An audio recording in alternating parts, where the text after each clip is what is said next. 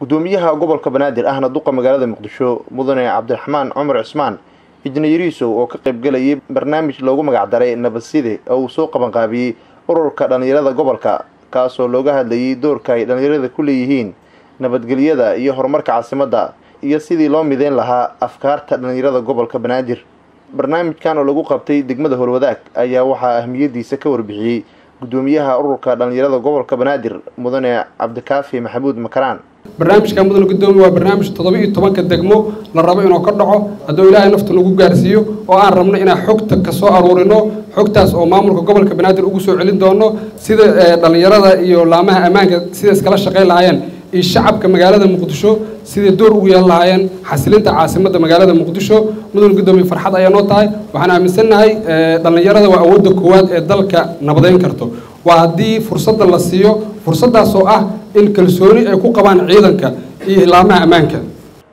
gudoomiyaha gobolka Banaadir ahna duqa magaalada Muqdisho mudane Cabdiraxmaan Cumar Cismaan injineeriso waxa uu sheegay in maamulka gobolka Banaadir uu xoog saarayo sidii hogaamiyaasha dhalinyarada ee heer degmo iyo heer gobolba ay ugu soo bixi lahaayeen doorasho qof iyo cod ah si loo horumariyo afkaarta iyo isku xirka dhalinyarada.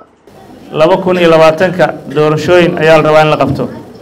annaga waxaan rabnaa haddii waqtiga Ilaahay nagu simo in magaalada Muqdisho meelaha ugu horeeya doorashooyinka hal cod iyo hal qof ka dhici karo inay noqoto.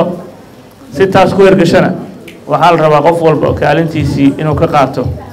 dhalinyarada hal cod iyo hal qof marka la gaaro waa marka kaliya qofku awoodiisa yeelan karo waa marka kaliya qofku uu dooran karo hogaamiyaasha uu isleeyahay waddanka horumar way gaarsiin karaan waa marka kaliya oo qofku iyo codkiisa muhiim yahay.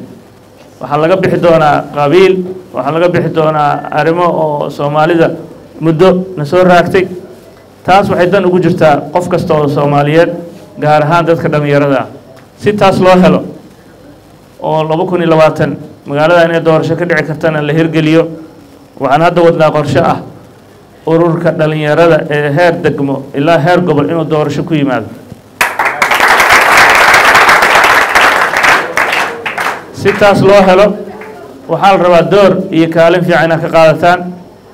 Nuur Saciid Taaliil telefishinka qaranka Soomaaliyeed magaalada Muqdisho.